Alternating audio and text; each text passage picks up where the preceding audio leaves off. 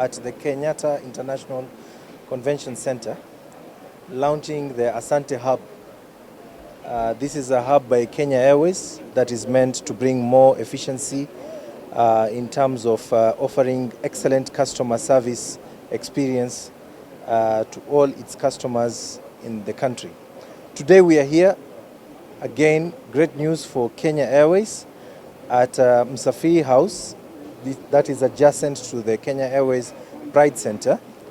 And I'm joined here by the CEO of Kenya Airways, Mr. Alan Kilavuka, together with his officers like the Chief Operating Officer, George, Habil, and all others. I'm also as well accompanied here by two of my chairmen, that is the chairman of the Kenya Civil Aviation Authority, Mr. Brown Ondego. I'm also joined by the chairman of Kenya Airports Authority, Mr. Caleb Kositani, as well as the Director General of Kenya Civil Aviation Authority. We are here today to commission 3 very excellent facilities for Kenya Airways. One right behind me is what we refer to as the Msafiri House, which is an operation command center that is an in-house clearing facility of all operations of Kenya Airways, from pilots to cabin crews to scheduling to safety matters to anything touching operation will now be harbored under one roof. This will increase efficiency to ensure that all teams work more efficiently together and services are rendered seamlessly. Behind us, we also saw the first ever bottling plant for Kenya Airways, that they are now going to produce their own bottled water called Quench. I wish I had a sample here, I could showcase it to you. I'm sure we managed to visit the bottling plant. Kenya Airways now will be able to, Kenya Airways now will be able to supply its own bottled water done at source at its headquarters and supplied throughout its entire fleet and all its routes across the world. This bottle of water is weighs less, which means a lot in aviation industry, and most importantly, and I think here I'll speak a bit of Kenya Airways, is cutting cost. As you are aware, Kenya Airways is in the process really of ensuring that it cuts most of its costs that it can manage, and this is one of the initiatives that is in place. Tied to this bottling plant is a third initiative that is being launched there, which is a biodiesel facility. A biodiesel facility will enable Kenya Airways to produce its own diesel that is going to be used in its operation, and the raw material of this will be the used bottles collected from the flights, the Quench bottle, which will be feeding into this biodiesel facility to produce more diesel for use of the entire fleet of Kenya Airways vehicles and other operations matter.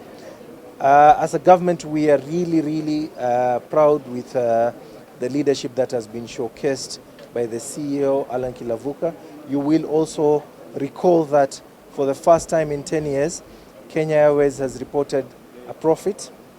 Last year, it's also reported an operating profit of $10.5 billion. This year, we also saw Jumbo Jet, which is a 100% subsidiary of Kenya Airways, marking 10 years in operation, servicing many of our airstrips that Kenya Airways does not fly to, and also starting flights to Zanzibar and other of our neighboring countries. As a government, we are proud to make sure that our national carrier continues to carry our flag all over the world, and we are committed to ensuring that we continue to support Kenya Airways to make sure that it is the pride of Africa, it is the #1 aircraft company in the world, because it already is in Kenya, and we'll ensure that we continue to provide all the necessary support in terms of infrastructure through our Kenya Airports Authority in opening up more airstrips, and also our regulator here with us, Kenya Civil Aviation Authority to ensure that everything runs as anticipated. I thank you. We are in launching these 3 products, which are going to help enhance our footprint in terms of a very sustainable organization. And by sustainability, we talk about environmental sustainability, because we're going to be recycling a lot of waste in our pyro-diesel. And also the diesel that we'll be producing in our pyro-diesel plant has 50% less carbon emissions and 50% less sulfur emissions. So this is very important for us as a responsible organization that reduces the carbon footprint around the world.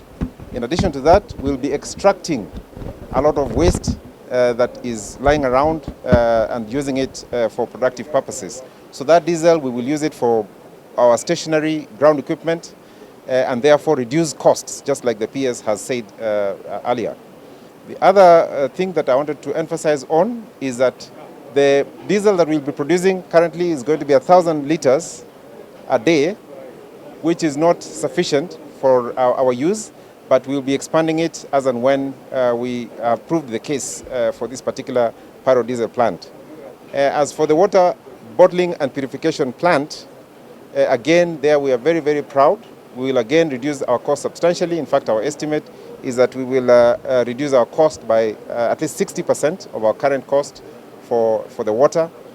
In addition to that, we will also be able to provide the excess capacity that we have in that water bottling plant to the ecosystem around us, and so that it also helps to reduce their water cost as well.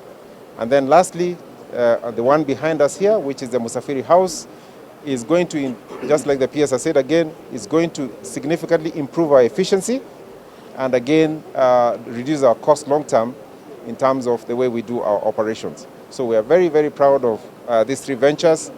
These ones were all birthed or initiated during the COVID period, and they are all staff initiatives because it is the staff that requested us to look at different ways of either reducing cost, increasing our revenue, or improving our efficiency and our customer excellence as we go forward. So thank you very much for coming, and we look forward to these very successful ventures. Thank you. Thank you.